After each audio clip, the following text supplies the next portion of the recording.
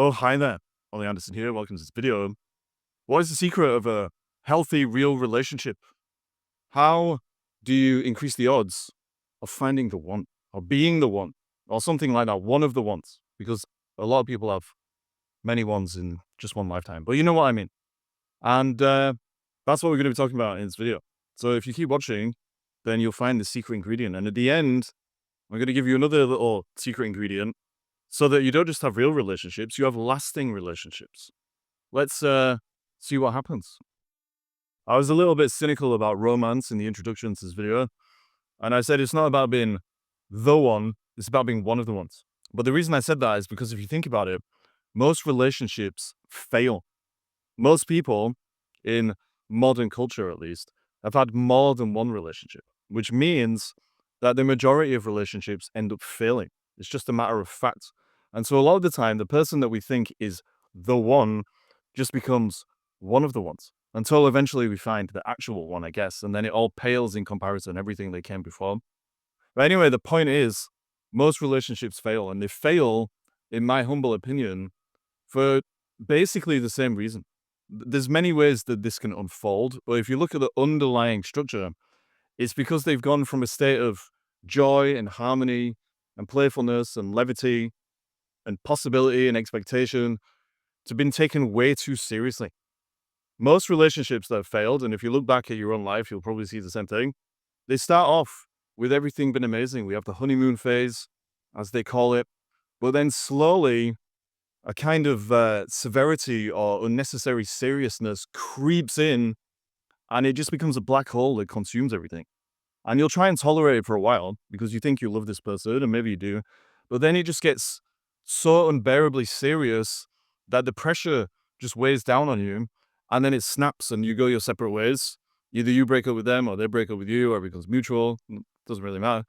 And it's because we can't handle the weight of that unreal, unnecessary seriousness. And so the secret ingredient, I believe, for a real relationship is the opposite of that, is being goofy, goofiness. At the start of a relationship, people are more open to being goofy. In the dating stage, like the early dating stages, they might be a bit serious because they feel like, okay, I've got to put out a certain image. I have to be a certain person to get in this person's pants or to have a relationship with them, whatever it is that they're trying to do. And so they're quite serious. But then there's normally a moment where you feel like you can open up to this person and you start joking around, you get your little in jokes, you start having like language that only makes sense to the two of you, and you start to live in your own goofy little world where you feel like they really see you and they feel like you really see them, and you become very playful, and it's amazing. And you kind of think, okay, I wish this feeling would last forever. I wish we could always be this goofy, just skipping through life, enjoying everything that happens, and just feeling fully alive. It's like there's a little button that's been pressed, life's on switch, and all of a sudden everything just looks different. The sky is bluer, the trees are greener, the bees are buzzing around, singing little songs. And it's because you have tapped into your own internal goofiness. And what we have inside of ourselves is often projected outside of ourselves. And so the world becomes alive. And that would be awesome.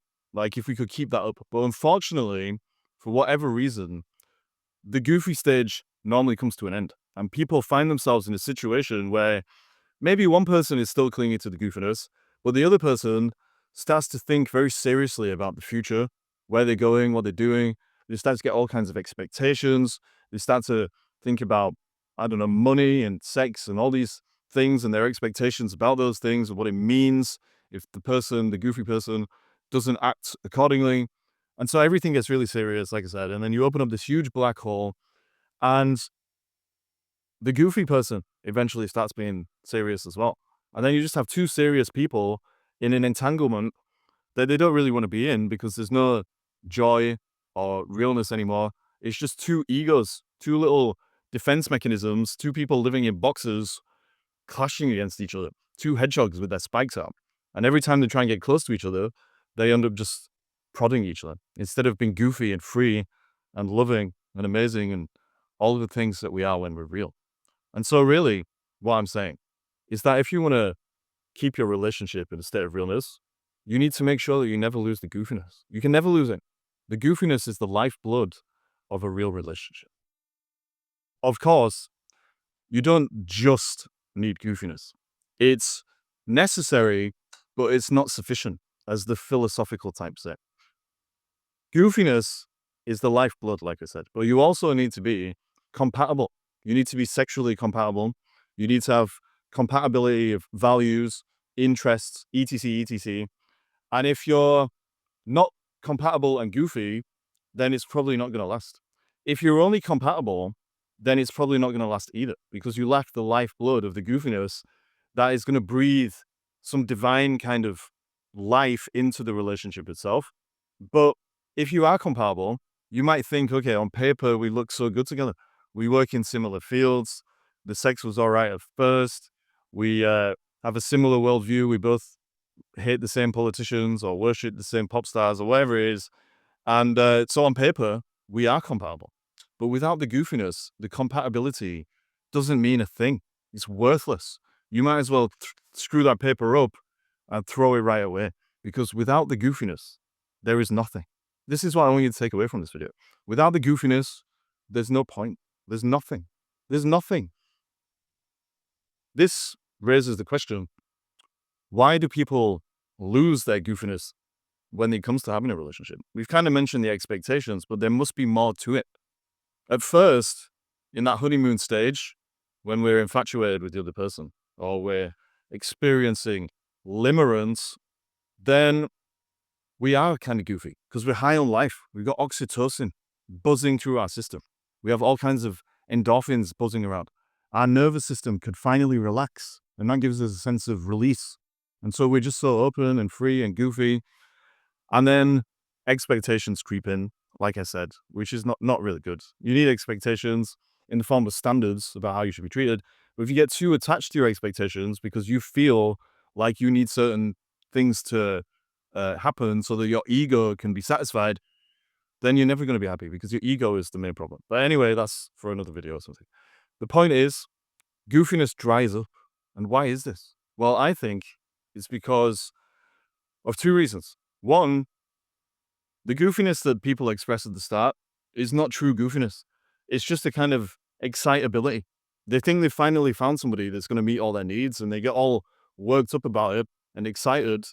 They start acting in a kind of goofy way, but it's not real goofiness. The other reason that it dries up is because it is real, but then they start focusing on the things that don't matter. They're not focusing on the lifeblood, which is about growing real with someone and being goofy and having fun and being playful and just enjoying life. They focus on all of the things, like I said, that suck the joy out of the relationship. And again, because I don't want to sound naive and say, okay, you just need to be goofy. You need both. You need to be compatible, but you need to be goofy. And if you focus more on the goofiness, on the compatibility than the goofiness, or if you take the goofiness too seriously and you start to fake it, then you're doomed. You're just doomed. Basically, you can't have a healthy, real relationship with somebody if they don't know how to be goofy. It's impossible. You might have a short-term fling or some kind of an encounter. You might have a codependent relationship that gets drawn out for years and years and years and then turns into a trauma bond and just ruins your life. But you're not going to have anything real without the goofiness, because human beings, when we're real, we are goofy. And a lot of people might say, well, I'm not goofy. I'm so serious. And, I would never be goofy because it's not manly or it's not feminine or whatever you think you need to be. But goofiness means you understand that life is just a big joke and you can play around with it. There's no punchline. It's just a big joke that makes no real sense because none of us can really understand anything. And that doesn't even need to make sense. And that laughter and joy and all of those amazing things come usually from expressing the truth in some way. This is a crude example, but I think it's why people find farts to be funny. Like a fart, most people laugh at them. It's immature. Like maybe I'm immature for even bringing it up, but most people laugh at them because it reminds you of what's actually real. We're all walking around all the time, being so serious about things.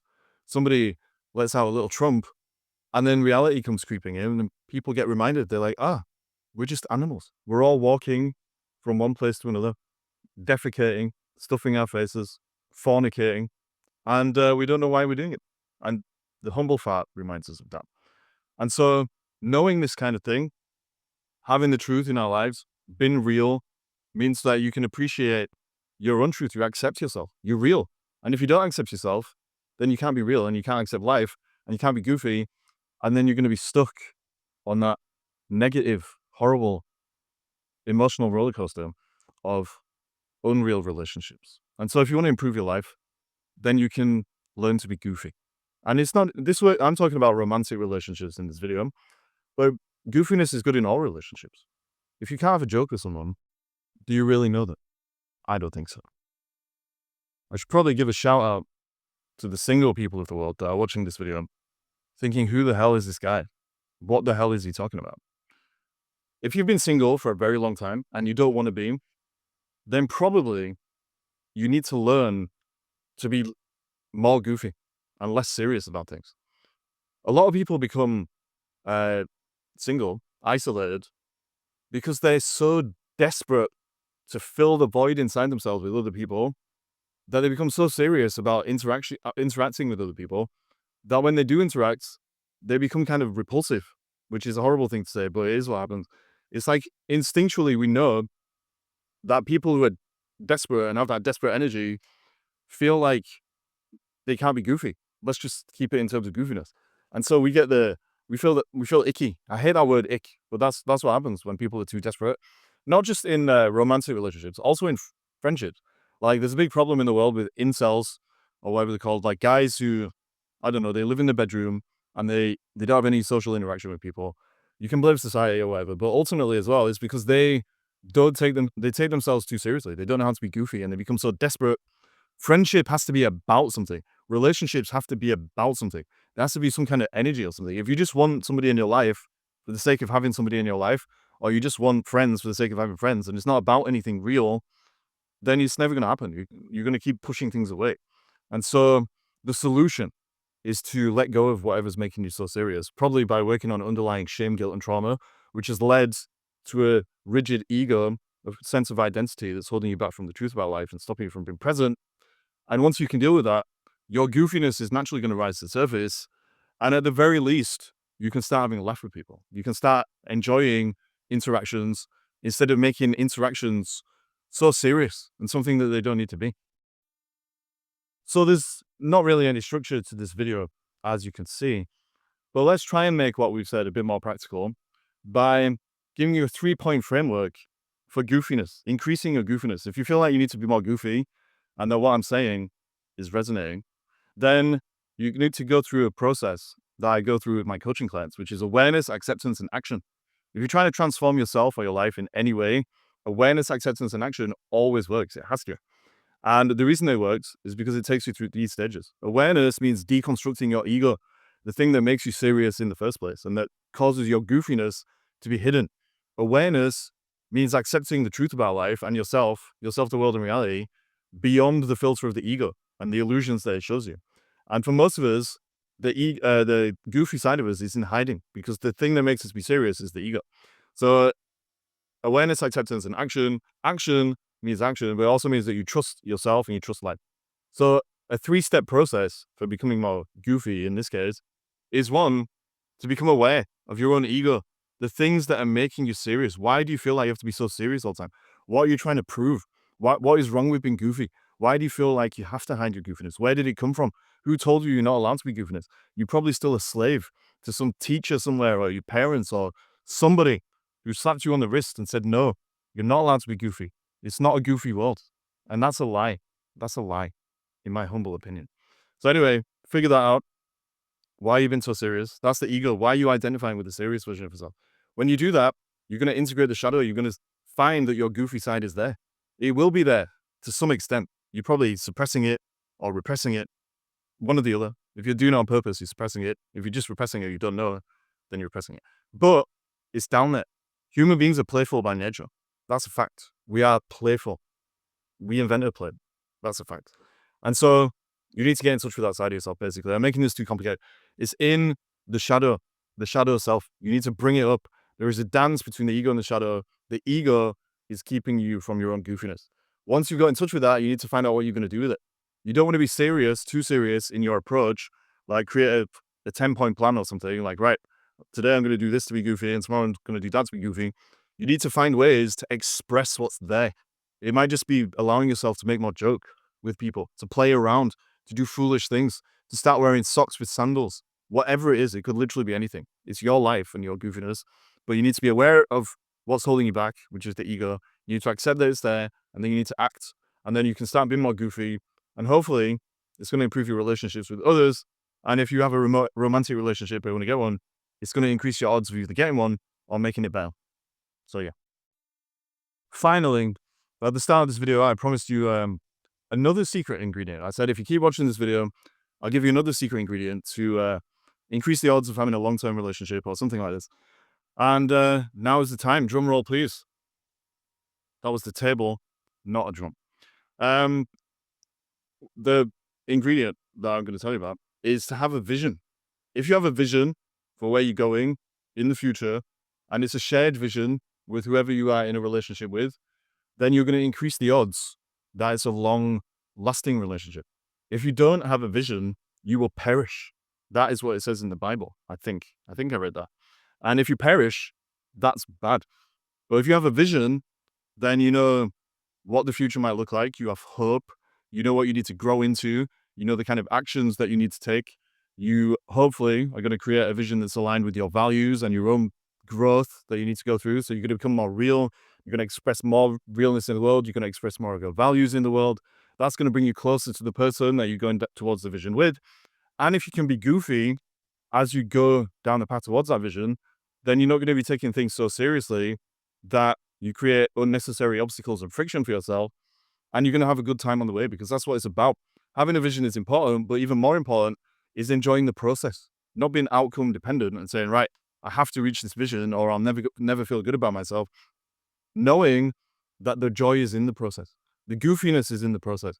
And if you allow yourself to be goofy on the way to where you're going, and you have the vision and the goofiness, then your relationship's going to be better. And again, I keep talking about romantic relationships, but it can apply to all relationships. Like if you have a friendship and you know where you guys are going together, what you're trying to do together, iron sharpens iron and all that, then that's a good thing. And if you can be goofy on the way, then you're not going to take things too seriously and create one of those black holes that sucks all the life out of everything and kills the relationship.